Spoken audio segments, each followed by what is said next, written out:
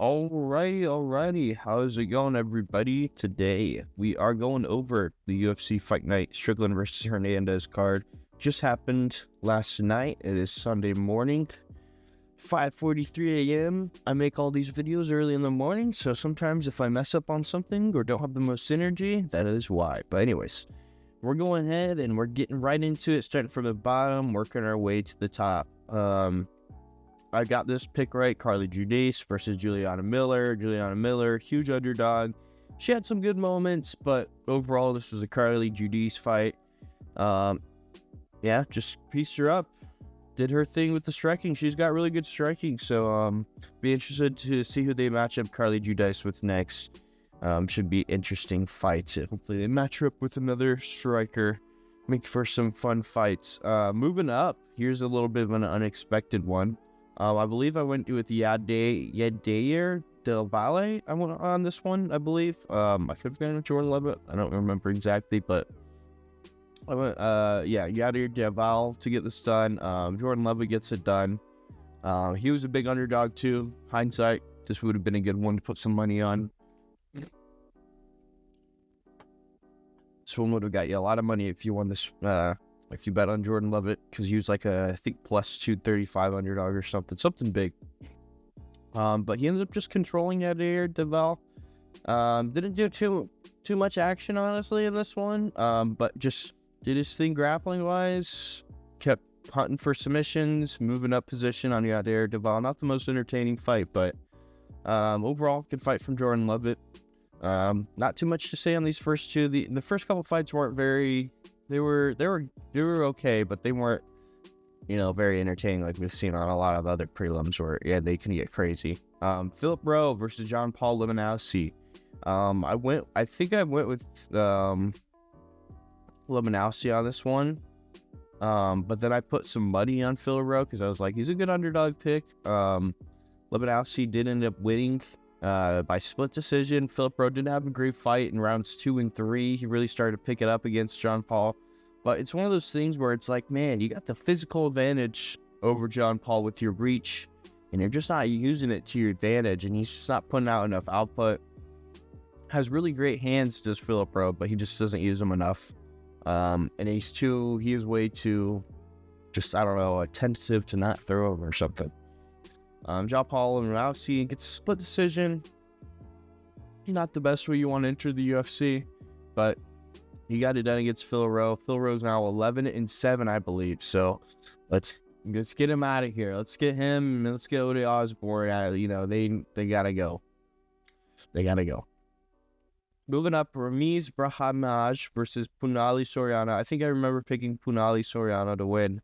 By TKO, I believe. He didn't get the TKO, but had a great display of striking nevertheless against Ramiz Brahimaj. Had a couple moments where I thought, this is where he's going to be taking him out of here, but Brahimaj held on. He really did. He clung on. You could really tell in like round 3, he was really trying hard to grapple. Really, really fucking hard. And Punali was doing a great job wrestling against it, throwing great strikes, just punishing him. Ramiz Brahimaj, bro, trying too hard to go for that guillotine. Even in round 3, at the end of the end of the round, he was trying to throw in a fucking guillotine. And it's like, what the fuck are you doing? Stop that. Throw punches. Punches do damage. Throwing a guillotine in round 3 when you're tired and sweaty and stuff like that, and he's working against it and stuff like that. I mean, it's not the best of looks, but all cosmetic for Ramiz Brahimaj with his submissions. Punali Soriano, grounded pounds, has good striking, and ends up winning his fight by decision. We had a lot of decisions. Decision, and finally we get to our first submission. Now it looked like when Jocelyn Edwards picked up Nora Cornell and slammed her, I think it broke her arm or something, or it broke something inside Nora Cornell, because like she was kind of like rest, and then Jocelyn Edwards kept punching her, and the ref was like, no, she needs to die. So Jocelyn Edwards fucking wrapped up a submission and choked her out. But crazy finish from Jocelyn Edwards. Picked her up, slammed her, it seemed like it was kind of over after she landed like 2 or 3 strikes afterwards, because it was like she wasn't really fighting back, and she was kind of like, and then she just submitted her, and then afterwards she got submitted. She was just like all fucking like hunched over and like crying and stuff. So I think like she broke like her shoulder or like a rib or something, because like afterwards she was still like hunched over, and they're like, all right, you gotta get out of the ring now, can't be hunched over and bent over like this, gotta get you out of here. But yeah, great fight from Joseline Edwards. I believe I picked Nora Cornell to win. That was a bad decision, because yeah, Joseline Edwards ends up shutting her out. To be fair, she did look like she was having a good first round. But yeah, you gotta really take into advantage better wins Joseline Edwards has. I thought, because this was a rematch, which a lot of people didn't know, Nora Cornell would kind of do the same thing she did in the first fight, and sometimes rematches aren't always like that, even though we've been seeing a lot of recent rematches where the guy who won just beats the other guy even harder than the first time. But yeah, anyways, moving on. Alden Correa versus Luis Gurriel. I believe I picked Alden Correa for this fight. Luis Gurriel 0-3 now in the UFC.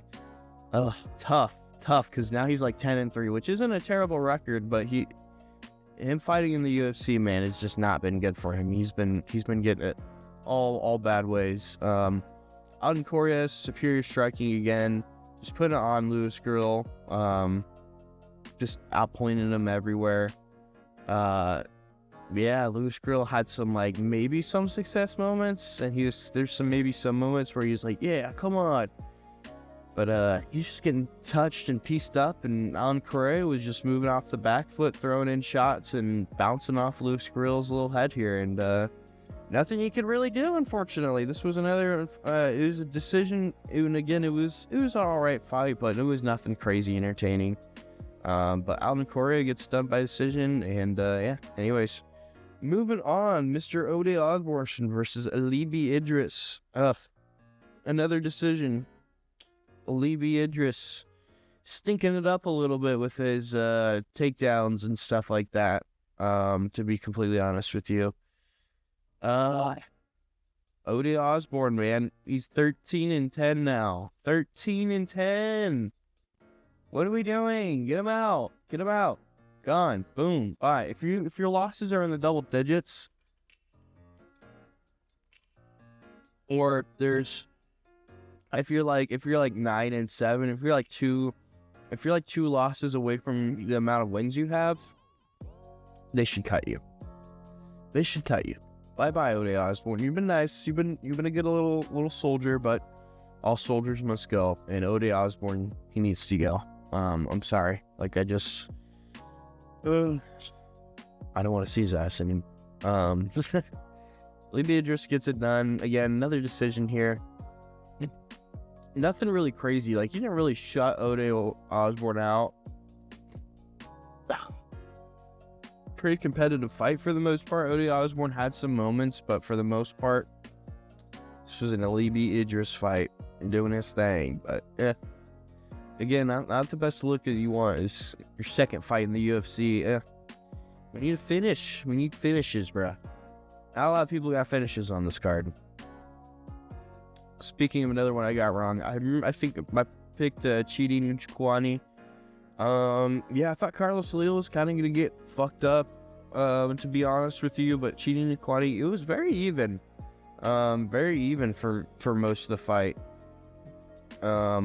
Honestly surprised. I thought Chidi Njokuani was going to win this off damage off Carlos Leal's face, but Carlos Leal for like the first round was just comboing, just throwing, and he did that a lot. First round, second round, and even third round too. He was just throwing so much volume at Chidi Njokuani, and Chidi was just not, I don't know, like bigger frame, bigger size too, and it was one of those things where it's like, dang man, just start landing cleanly on Carlos Leal. Just start landing on him. You'll probably take him out, because whenever he would land, it would do a lot of damage to Carlos Leal.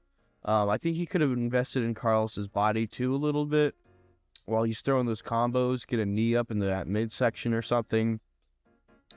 But Carlos Sola gets it done. He just barrages Chitty with a lot of punches and combinations and stuff like that. And he's not able to withstand it. So good on Carlos Leal, gets it done. And now we are moving on because another decision, nothing too crazy from that. This one, absolute number one bullshit, brother. Number one bullshit. Like, you can't tell me he has more significant strikes, more total strikes. Like, it's bullshit. Zachary Reese, by the way, fucking shape your shit up. We're doing this shit where you're like, explode. Explode. And it's like, bro, just fucking jab Michael Pereira. That's the motherfucker's biggest weakness. Just throw Michael Pereira off his tempo with a fucking jab. Always tried to, like, crash in and match Michael Pereira. Which is like, you don't want to do that with him. Even though he was having great success and landing a lot of the better strikes against Michael Pereira, you don't fucking... They both had, like, this agreement. Alright, we're going to clash into each other now. Alright, we're going to go now. And it was just like, bro, you have the size. You have the reach. He looked so much bigger than Michael Pereira in there. It looked so much bigger. He looked huge against him. And... yeah, he took a lot of unnecessary damage from Michael Pereira, too, that just, like... bro, if you fought just a little bit smarter... like, you don't have to fucking... alright, we're gonna clash together, and you're gonna get one on over me, okay?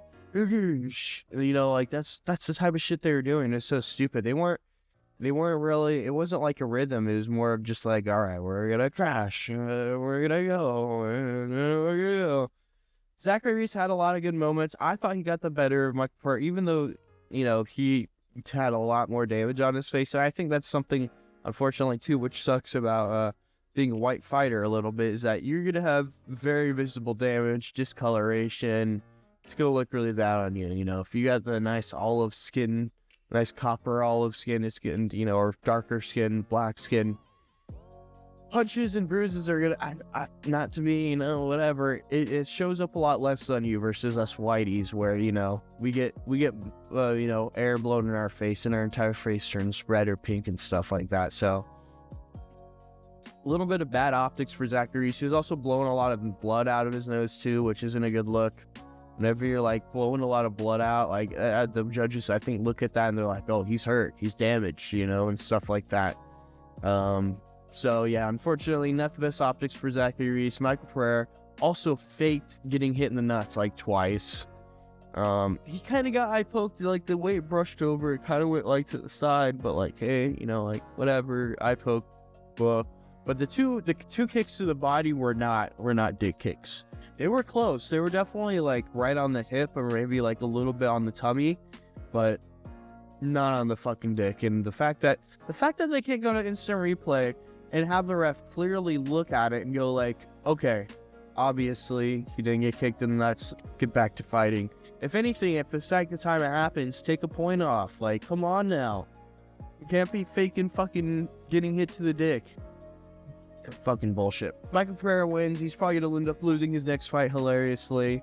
He's not going to go on any sort of run or anything like that. Michael Pereira's just here just to fucking fuck shit up and be a goofball and not do anything in the middleweight division or welterweight division. At this point now, he's just names for people like Zachary Reese to fight to make a name off of. But yeah, anyways, moving up. Jacob Smith versus Josiah Harrell. Jacob Smith brutally TKOs Josiah Harrell. Really tough too, because like he hit him like directly on the part where he has a scar where apparently he had brain surgery or whatever. Like, ooh, did not look good for Josiah Harrell. Both of these guys were undefeated prospects. And yeah, Jacob Smith looks like sculpted out of a fucking boulder. He is so jacked. I almost said deliciously jacked. That was so gay. Jacoby Smith is deliciously jacked. Alright, that's gay as hell. Anyways, Jacob Smith did his thing. I forgot how he got to that position. I think he was actually sprawling on a takedown. against Josiah Harrell, and then no, he reversed it. He was getting taken down. He like kicked up and reversed on to Josiah Harrell, and then just started throwing ground and pound punches. And they're saying earlier, Josiah Harrell, he has like a plate on the side of his head or whatever from like brain surgery or some shit. Dude, I think he hit him like directly on the fucking plate. Not gonna lie, like I think he punched him directly on that scar, and he was twitching and like spazzing and shit like that afterwards. So it's like, I know he's like 11-0 and he's a prospect, but having brain surgery, bro, in this kind of sport is like, you know, it's not, people are gonna be targeting, if you do keep fighting, people are gonna be targeting where it's all scarred up on the side of your head. It's fucked up, but then that's what's gonna happen, man. But yeah, anyways, Jacob Smith gets it done, TKOs him. Hopefully this is at welterweight, they give him a nice challenge next. He's gonna be 12-0. So he's got a lot of exciting matchups that they can give him at welterweight. I'm looking forward to it. Welterweight has been getting they've been getting some big boys, so I'd like to see him fight a big boy next, Jacob Smith. But anyways, moving up. This one too, man. Ante Delija, man. Sergey Spivak got some hands though. I'm not gonna lie, he did good. Sergey Spivak was throwing heat.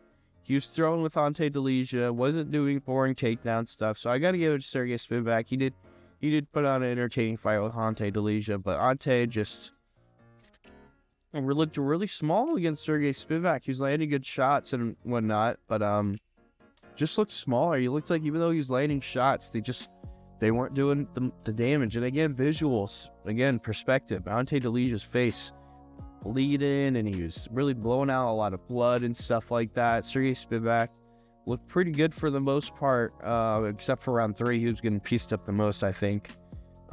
There's a moment, I think, in round 1 or round 2, Ante Delija like was putting it on Sergey Spivak. I thought he was going to finish him for a second. But no, Sergey Spivak stuck it through, outlanded Ante Delija. Again, another decision. But Ante Delija looks small in there, man.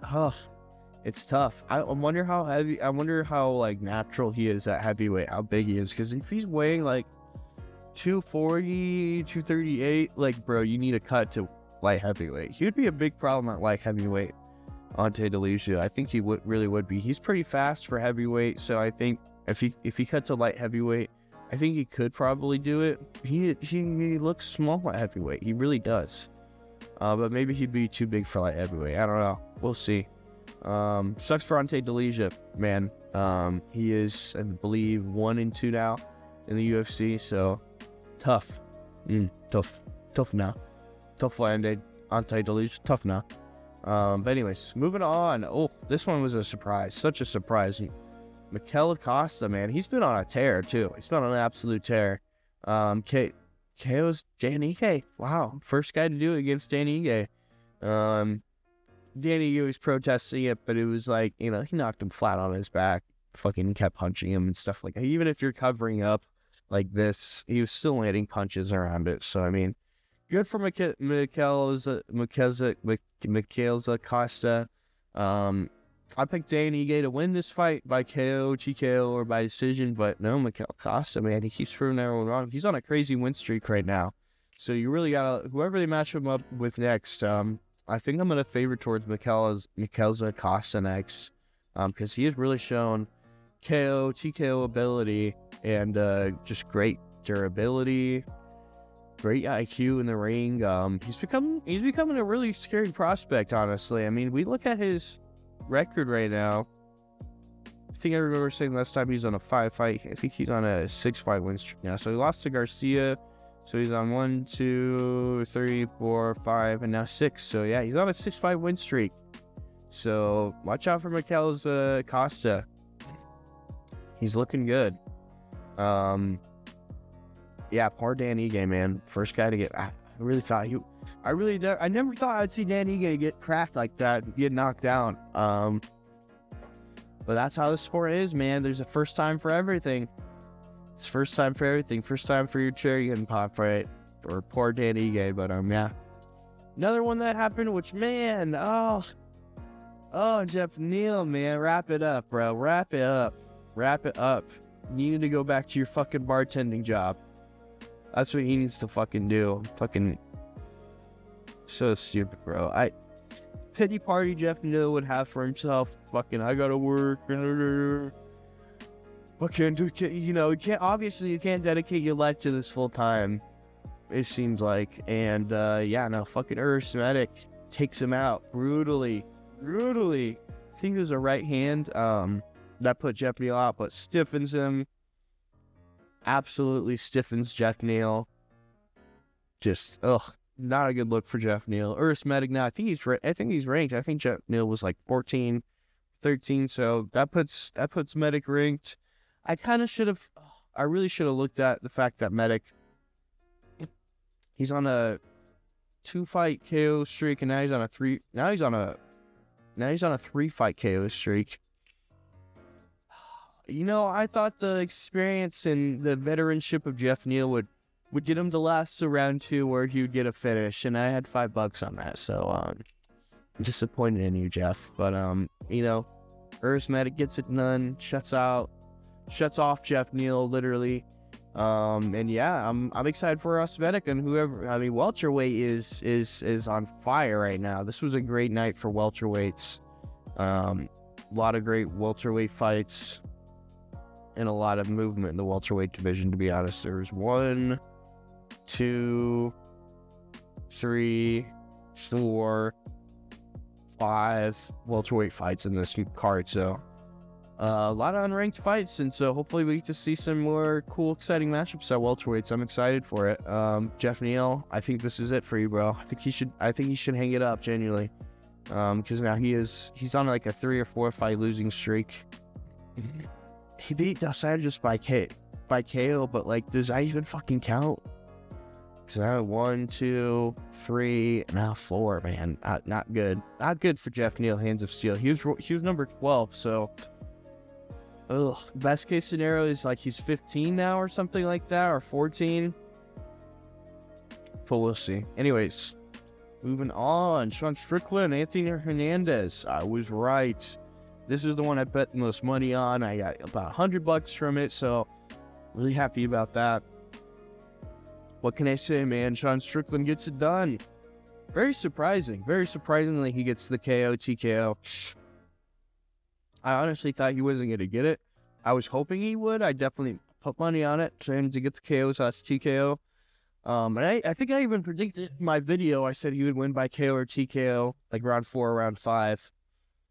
With some teep kicks, which he didn't really throw a lot of teep kicks against Anthony Hernandez, which I was surprised about. I really was. But Anthony Hernandez, his body is still, he's got a soft little belly right here, unfortunately. He hit those abs a little bit more for Anthony Hernandez. Sean Strickland hit the body.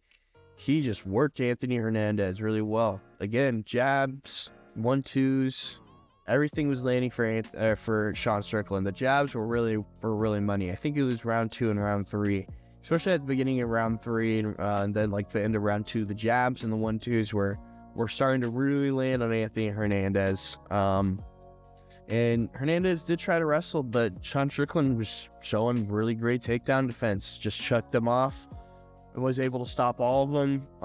Definitely hurt Anthony Hernandez's will a little bit when he's defending these takedowns and not letting a whole lot of action happen in the clinch, where Anthony Hernandez typically has his way a little bit of as far as tossing people around and kind of muscling them around. He wasn't able to do that against Sean Strickland.